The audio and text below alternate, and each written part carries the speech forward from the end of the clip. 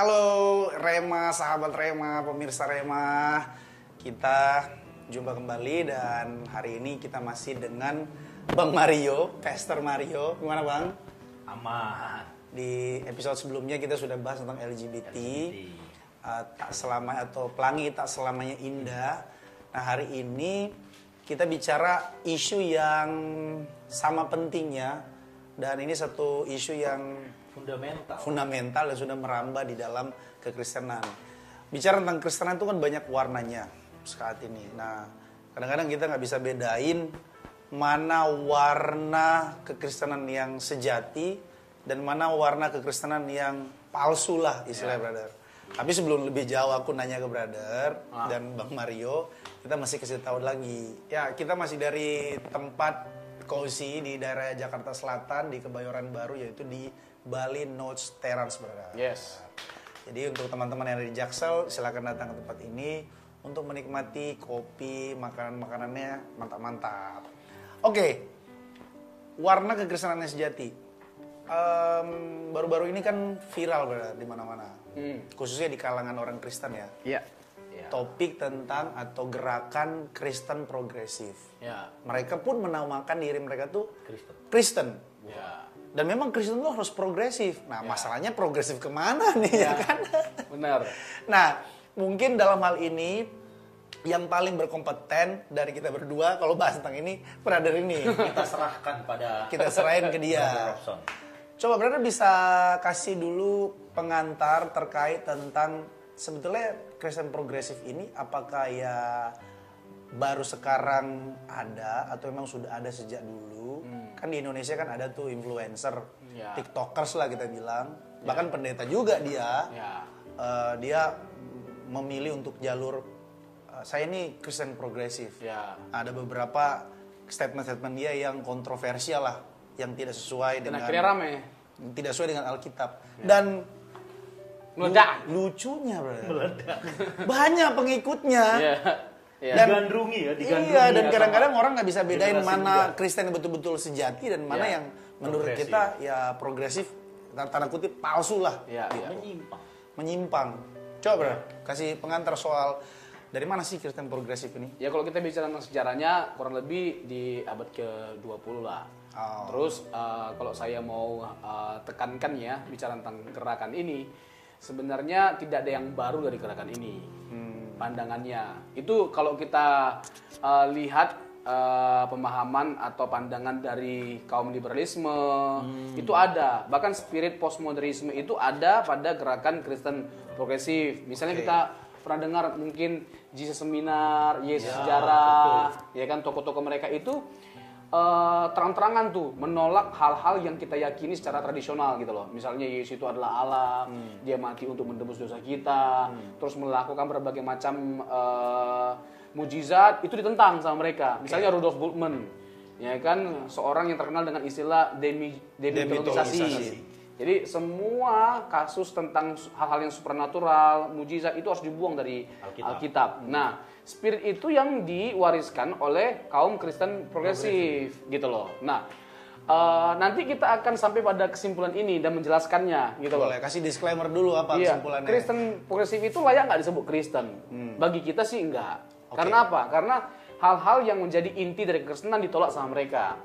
Nanti. Tapi yang jadi persoalan sebenarnya mereka mencaplok kata Kristen itu.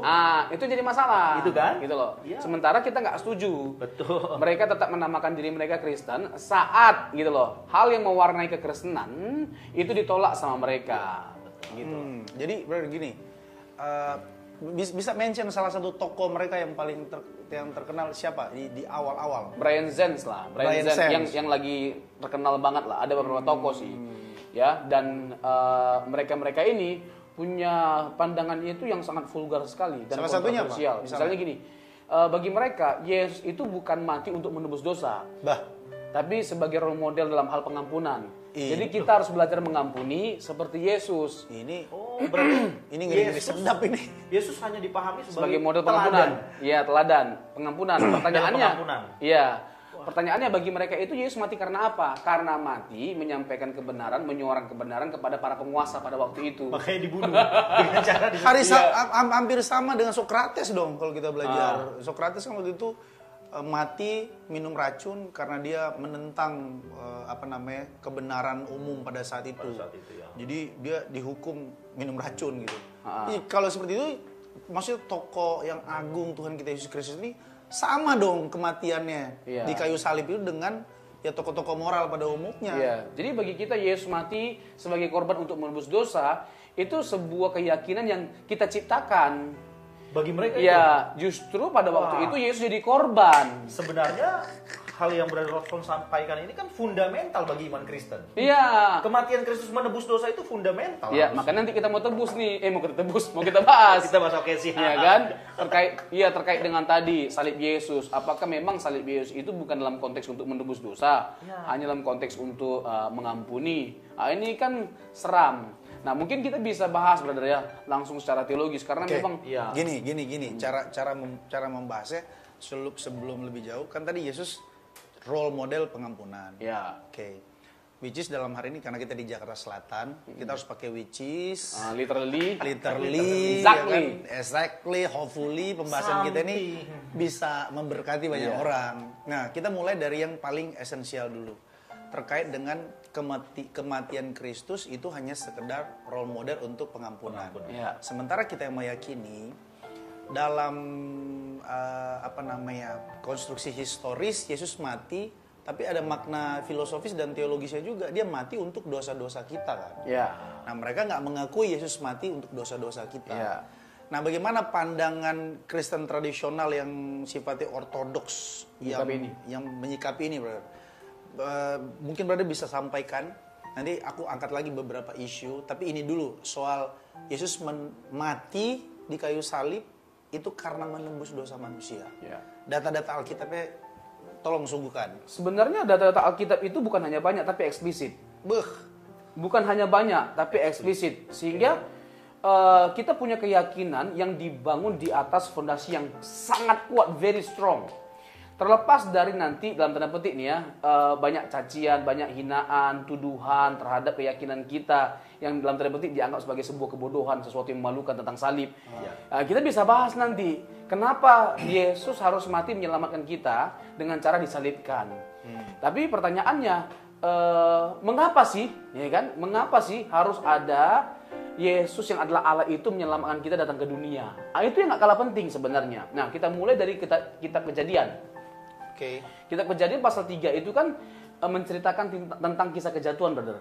Kejadian pasal 2 bicara tentang larangan, jangan makan buah itu pada waktu kau makannya kamu mati. Nah, dilanggar perintah itu. Kejadian 3 mengkisahkannya. Jadi, lalu apa yang terjadi ketika manusia dalam dosa? Mereka menyadari mereka telanjang. Mereka membuat pakaian dari cawat pohon ara, daun pohon ara. Lalu Tuhan buat pakaian lain. Di ayat 21, dari kulit binatang. Itu bukan hanya pakaian tambahan, itu ada makna simboliknya. Jadi karena kejatuhan manusia dalam dosa, ada yang dikorbankan. Nah, dalam bahasa Ibrani kata penebusan itu kapar. Artinya manusia itu ditutupi dosanya oleh Allah dengan binatang yang tidak bersalah. Yesus mati bukan karena kesalahannya, dia tidak bersalah. Dia adalah korban dalam konteks untuk menebus kita, manusia yang telah berdosa. Jadi dia mati bukan untuk menebus dosanya, tapi menebus dosa-dosa kita.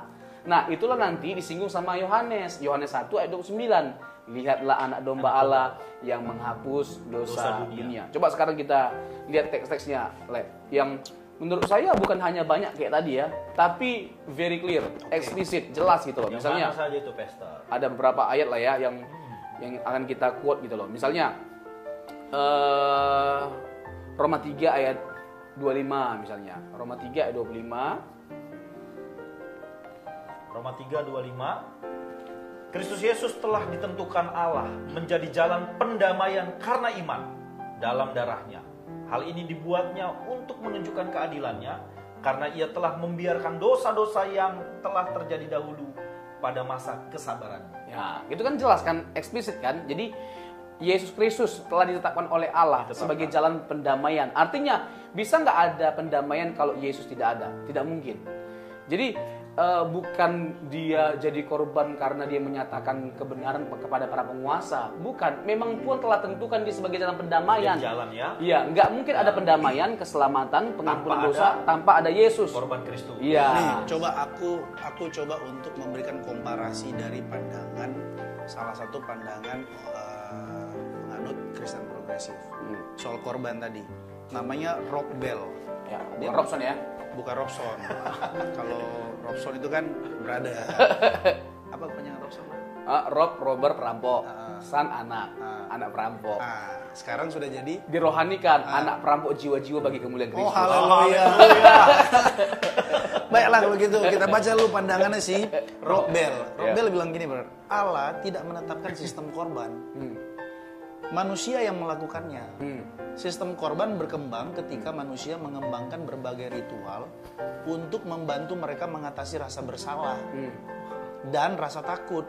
Nah, lalu Bell mengklaim begini, orang-orang Kristen awal melangkah lebih jauh ketika mereka memilih untuk menafsirkan kematian Yesus melalui kacamata sistem korban itu. Percaya bahwa kedamaian yang manusia rindukan bersama Allah selama ribuan tahun pada dasarnya adalah suatu kenyataan. Jadi dengan kata lain, si Rob Bell ini mau berkata begini, bahwa sistem korban itu Diciptakan oleh manusia. itu manusia yang menginisiasinya karena rasa bersalah, karena maka rasa dicipta itu duka, ya. Rasa takut. supaya Allah nggak marah, ya kita kasih korban aja. Nah, ini kan 180 derajat dari pemahaman Kristen yang sejati gitu. Iya, tapi itu kan langsung Menabrak bisa firman loh itu. Iya. Kan maksudnya gini, langsung bisa kita encounter dengan kejadian 3 tadi. Ya. Misalnya kejadian 3:15, proto evangelium. Betul. Sebuah istilah yang diciptakan oleh Bapak Gereja bernama Irenaeus pada abad kedua. Jadi itu bicara tentang janji keselamatan, bahwa keturunan perempuan itu akan menginjak kepala ular. Jadi ini bicara tentang Yesus yang adalah juru selamat, menyelamatkan kita. Dengan cara bagaimana? Tadi, ya kan? Ada korban. Iya, ada korban. Binatang itu loh gitu loh. Tuhan membuat pakaian dari kulit binatang. Binatang itu nggak salah.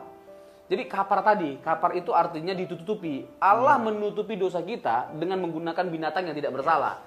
Jadi Allah sendiri yang menetapkan ini, bukan manusia. Dan Ini kalau kita membaca itu, brother, kitab Imamat, jelas di sana penetapan Allah lah Ya. terkait dengan sistem korban dalam umat Israel. Nah, contoh begini, berbagai macam korban yang dipersembahkan oleh imam dalam konteks PL, Ya. itu semua bayang-bayang. Benar. Wujudnya adalah Yesus Kristus. Nah, ini Galatia 3 ayat 24. Ngeri kali. Nah, sebelum nanti ke Galatia, ini di segmen ini mungkin sambil Bang Mario cari, brother bisa nggak? Ini kan sebenarnya Alkitab kita kan sama atau beda nggak sih sama orang-orang Kristen progresif? Itu mereka punya Alkitab sendiri, jangan-jangan kok menafsirkan ayat yang eksplisit pun melenceng gitu. Ya, sekarang gini brother, kita nggak bisa pungkiri perkembangan zaman itu mempengaruhi cara berpikir seseorang.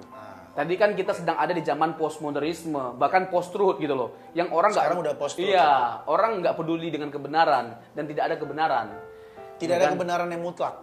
Itu postmodernisme. Ya, spiritnya. Ya, there is no absolute truth. Tidak ada kebenaran yang bersifat mutlak. Jadi kalau kamu menyatakan kebenaran itu menurutmu. Jadi menurut setiap orang itu berbeda-beda. Ya. Nah, ini diadopsi oleh Kristen progresif. Nah, bagi kita konten itu nggak bisa berubah, Alkitab nggak bisa berubah, konteks yang berubah. Ya. Konten yang merubah firman Tuhan, konten yang merubah orang pada 20 tahun, 30 tahun, 100 tahun yang lalu tetap sama yang bisa mengubah kita di zaman sekarang ini. Jadi kita harus menyesuaikan pikiran kita pada Alkitab. Jangan sesuaikan Alkitab dengan pikiran kita. Ngeri kali ya. Oke, bro. Nanti Bang, nanti setelah ini Abang minum dulu, nanti baru selesai ini baru baca. Jadi aku minum dulu lah ya. Minum dulu ya kan, baru setelah ini kita baca ayat.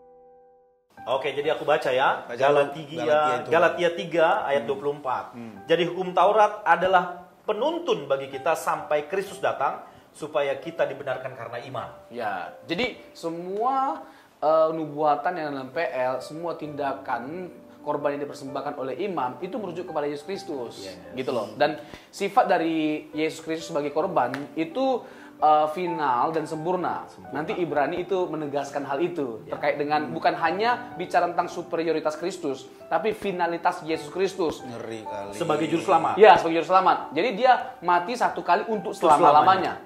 Ibrani itu ya. Itu Ibrani menekankan itu. Topik tentang finalitas Kristus ini boleh kita bawa, benar? Supaya ini bisa menghangatkan alam, pemikiran, doktrin kekristenan yang fundamental itu.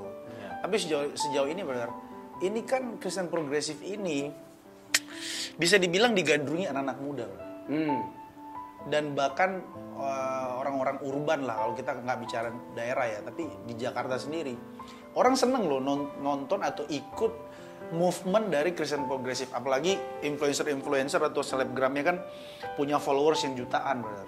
Nah, yang menarik itu di beberapa waktu belakangan ini ada salah satu influencer, selebgram lah kita bilang, dia mention gini, bahwa dia pernah kuliah di luar negeri gitu. Lalu dia tanya ke dosennya, sebetulnya jalan keselamatan itu ada berapa sih? Masa sih Tuhan menyatakan jalan keselamatan itu hanya dari satu pribadi, yaitu Yesus Kristus sebagai juru selamat? Lalu dosennya itu jawabnya gini, bro, ada 8 jalan keselamatan. Sampai muncrat gua. Itu gimana, bro? Ada 8 jalan keselamatan. Sehingga dia argumennya gini, ya udah, karena kita tahu, karena dia dapat insight ada 8 jalan keselamatan, ya udah dia jalani saja, hidup baik, hidup membantu orang, penuh kasih, ya udah pasti selamat. Sampai dia bikin di salah satu videonya itu, dia lagi di sorga, terus ada orang ngantri masuk, terus dia bilang, jangan berisik, di nomor berapa, ke 7 apa 8 gitu. Soalnya di dalam ada orang Kristen, mereka pikir cuma mereka doang yang kesini, padahal agama-agama lain juga kesini gitu. Nah itu kan menarik secara konten, tetapi sebetulnya kan itu, ya kita percaya satu-satunya jalan keselamatan itu kata Alkitab, ya hanya di dalam Yesus Kristus. Tidak ada jalan keselamatan di luar daripada nama Yesus Kristus. Yohanes 14 ayat 6 pun, akulah jalan, kebenaran, dan hidup. Tidak ada seorang pun sampai kepada Bapa kalau tidak melalui aku. Nah, ini menarik nih. Itu gimana, Bro? Coba Bro jelasin. Itu ada kalimat temannya, Bro. Jadi ketika dia tanya dosennya, dari 8 itu menurut dosen yang mana? Yang mana yang benar? Ya, terus dosennya jawab begini, nggak terlalu penting yang benar menurut aku, tapi menurut kamu. Postmodern tadi kan? Iya, postmodern. Post-truth. Kebenaran lebih tepatnya. Kebenaran itu dibangun atas keyakinan diri sendiri. Ya. Nah, sekarang gini, penting bagi kita untuk memahami prinsip ini, bahwa yang namanya doktrin, yang namanya teologi harus dibangun di atas dasar Alkitab. Oke. Bukan perasaan, bukan pikiran kita, tapi Alkitab. Tapi kita tidak anti dengan yang namanya logika atau rasio. Kan kesannya kita tuh ketinggalan, Bro. Iya. Kesannya kita tuh nggak kritis, nggak kreatif cara berpikirnya, nggak open mind. Ya. Nah sekarang gini, kita terbuka nggak untuk dikritisi? Ya silakan. Sekarang pertanyaannya, apa pertanyaanmu dalam mengkritisi iman kita? Kita bisa bertanggungjawabkan iman kita. Kita bisa bertanggungjawabkan, kita punya keyakinan yang sangat kokoh, sangat kuat. Misalnya kita ambil contoh tentang pembuktian bahwa Yesus itu bangkit dari kematian. Bukan hanya dari sisi internal, dari sisi eksternal pun kita punya keyakinan yang sangat-sangat kuat. Baik dari sisi orang-orang Kristen yang tidak dicatat oleh Alkitab maupun non-Kristen. Misalnya dari sisi orang Kristen yang tidak dicatat oleh Alkitab terkait dengan Yesus itu bangkit. Ada Yohanes, murid Yesus, lalu memuridkan siapa? Memuridkan yang namanya Ignatius, terus siapa lagi? Polikarpus. Ignatius, Polikarpus memuridkan seorang yang bernama Irenaius. Irenaius itu ada Hippolytus. Ya, Irenaius ya memuridkan yang bernama Hippolytus. Ini dari abad pertama dan kedua, brother. Mereka itu menyatakan hal yang sama seperti yang dinyatakan oleh Yohanes, bahwa Yesus itu mati dan bangkit, Yesus itu adalah Allah. Itu clear. Nah, ini untuk orang Kristen yang di luar Alkitab kesaksiannya. Di luar kekristenan ada nggak? Di luar Alkitab dan di luar kekristenan ada nggak? Oh banyak. Misalnya Talus, ya kan? Talus, terus ada Tacitus, ya kan? Terus ada siapa lagi? Tertullianus, ada Yahudi, sejarawan Yahudi. ya, ahli sejarah ya. ya banyak sekali tokoh-tokoh yang di luar Alkitab dan bukan Kristen yang mengakui kebenaran bahwa Yesus itu mati dan bangkit, dan para muridnya mati untuk gurunya yang telah bangkit dari kematian. Jadi sangat kuat gitu loh. Kalau kita bicara tentang logika, rasio atau historika, sangat kuat bisa dipertanggungjawabkan. Nah, Enggak, Brother. Supaya kita nggak misleading, ini kan penjelasan Brother udah agak sedikit lompat. Tadi kan pertanyaannya itu terkait dengan satu-satunya juru selamat. ya, jadi Mereka meyakini ya nggak bukan cuma Yesus doang kok. Itu juru selamat itu. ya, sebenarnya begini, ada kerancuan dalam hal mereka itu membangun sebuah pemahaman. Justru logika mereka yang rancu. Rancu sebenarnya. Kalau kita kan patokannya jelas. Kalau kita dalam berteologi, ya Alkitab patokannya. Kalau mereka kan tanggung-tanggung, setengah-setengah. Alkitab tapi dianggap bahwa ini banyak kontradiksi. Alkitab tadi banyak kesalahan. Kan jadi kacau. Jadi pada akhirnya siapa di tonggaknya nih? Tonggak yang menentukan sesuatu itu benar atau tidaknya. Jadi kacau kan, absurd kan? Itu sebenarnya masalah utama dari Kristen progresif. Nah, kalau kita semua orang siapapun itu harus tunduk pada Alkitab, apa yang Alkitab saksikan, sehingga kita nggak jadi kacau gitu loh. Nah, misalnya kalau kita melihat Alkitab, jelas Alkitab bahkan Yesus sendiri mengarahkan kita untuk selamat dengan hanya satu jalan, yaitu Yesus. Misalnya dalam konteks Injil Yohanes ada 7 kali pernyataan ego eimi dengan menggunakan predikat. Dengan menggunakan predikat artinya terkait dengan keselamatan yang ditawarkan oleh Yesus. Misalnya, akulah jalan kebenaran dan hidup, akulah kebangkitan, akulah gembala yang baik, akulah roti, dan sebagainya macamnya. Pernyataan-pernyataan itu, pernyataan yang menekankan bahwa Yesus satu-satunya jalan, tidak ada jalan lain. Tuhan Yesus tidak memberi ruang ya kepada siapapun atau apapun untuk kita memperoleh keselamatan. Yesuslah satu-satunya jalan, nggak ada jalan lain, brother. Jadi terus yang menarik ini, nanti brother Mario bisa tambah, nanti brother bertegas terkait dengan Matius 16, brother. Oke. Yesus bertanya kan, menurut kamu siapakah aku? Sebelum menurut kamu, Yesus tanya gini, menurut orang siapa aku? Ya kan, ada yang bilang apa? Yeremia, ada yang bilang Musa, Elia. Terus salah satu di antara para nabi lah, termasuk Yohanes Pembaptis katanya. Lalu itu menurut orang, menurut kamu? Apa kata Petrus? Nah, ini menarik nih, brother. Kata Petrus begini, you are the Messiah, the Son of the living God. Nah, gereja itu harus Coba brother ulang lagi pakai you bahasa are Inggris. the Messiah, the Son of the living God. Wih, udah berapa lama latihan? Ini hafalnya 3 bulan. 3 bulan. Nggak selancar ngomongnya kan. Lanjut brother. Kamu adalah anak Allah, ya, Mesias, kamu adalah anak Allah yang hidup. Jadi gereja harus dibangun di atas pengakuan Petrus. Jadi kalau orang mengakui dirinya Kristen, tidak mengakui yang diakui oleh Petrus, itu bukan gereja, itu bukan Kristen. Jadi jangan menyebut diri sebagai Kristen kalau kita menolak Yesus sebagai anak Allah, Yesus sebagai Mesias, Yesus sebagai satu-satunya juru selamat, Yesus sebagai Allah yang setara dengan Bapa. Ini adalah keyakinan atau inti dari iman Kristen. Menolak ini jangan lagi menyebut diri sebagai Kristen. Itu bukan Kristen progresif, Kristen regresif atau agresif. Kalau kita kembali ke itu tadi, Abang mau menambahkan nggak? enggak, tadi saya tertarik yang soal itu. Injil Yohanes tadi, soal pengakuan Yesus ego eimi, dan juga di dalam Injil Yohanes tadi ada 7 mujizat yang dinyatakan untuk menekankan siapa Yesus. Keilahiannya itu tadi. Nah, salah seorang pakar perjanjian baru itu mencatat bahwa pemilihan 7 mujizat itu bukan sembarangan. Itu saling terkait dan menegaskan Yesus itu adalah Mesias. Mujizat sendiri dalam konteks Injil Yohanes, Semeon, artinya petunjuk. Jadi Tuhan Yesus memberikan begitu banyak sekali tanda yang menunjukkan bahwa Dia adalah Allah. Gitu loh. Dia bukan hanya sekedar nabi biasa. Misalnya Matius 5 sampai pasal 7, brother. Ini menarik, ini agak lompat ke Injil Matius. Oke. Banyak orang menekankan apa sebenarnya? Ajaran moral Yesus yang luar biasa. Iya. Tapi poin utama dari Yesus Matius 5, Matius 5 sampai 7 itu adalah konteks yang menekankan keilahiannya. Menarik kan? Loh, di mananya poinnya Yesus menekankan keilahiannya? Pertama, Musa menerima hukum Taurat di mana? Gunung Sinai. Yesus memberikan sebuah makna baru dari sebuah hukum Taurat di mana? Bukit. Dari sisi geografis ada kesamaannya. Dia sedang menyamakan otoritasnya sebagai Allah, gitu loh. Terus yang kedua, biasanya nabi itu kan hanya mengajarkan sesuatu yang diajarkan oleh pendahulunya, brother. Tapi kalau Yesus berbeda. Kamu mendengar tapi aku berkata. Itu 13 kali, brother. Kamu mendengar tapi aku berkata. Tidak ada angka itu penting ya, brother. Iya, 13 kali. Fakta menarik nih. Berulang-ulang ya. Berulang-ulang. Jadi menariknya di mana? Nggak pernah ada nabi yang seperti itu. Aku berkata. Kalau dia bukan Allah, dia tidak boleh memberikan sebuah makna baru dari sebuah hukum Taurat. Jadi ada progresivitas dalam sebuah pemaknaan atas hukum Taurat. Jadi dia sedang menekankan bahwa dia adalah Allah yang punya otoritas untuk memberikan sebuah makna atau konsep dari sebuah hukum. Dia kembalikan kepada makna yang sesungguhnya dari hukum Taurat itu. Ngeri kali. Ini semua kemudian menggugurkan apa yang selama ini Kristen progresif gembar-gemborin ya. Bahwa ya jalan keselamatan itu ada 8. Bukan hanya melalui Yesus. Iya. Nah, brother.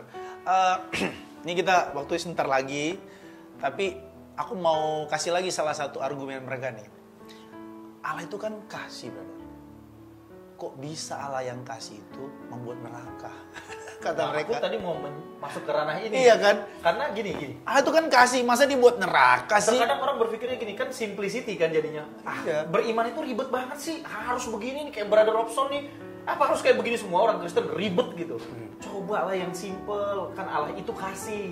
Apa harus begitu gitu loh? Terus ya orang yang nggak percaya Yesus ya dia juga anak Tuhan juga berarti sebenarnya.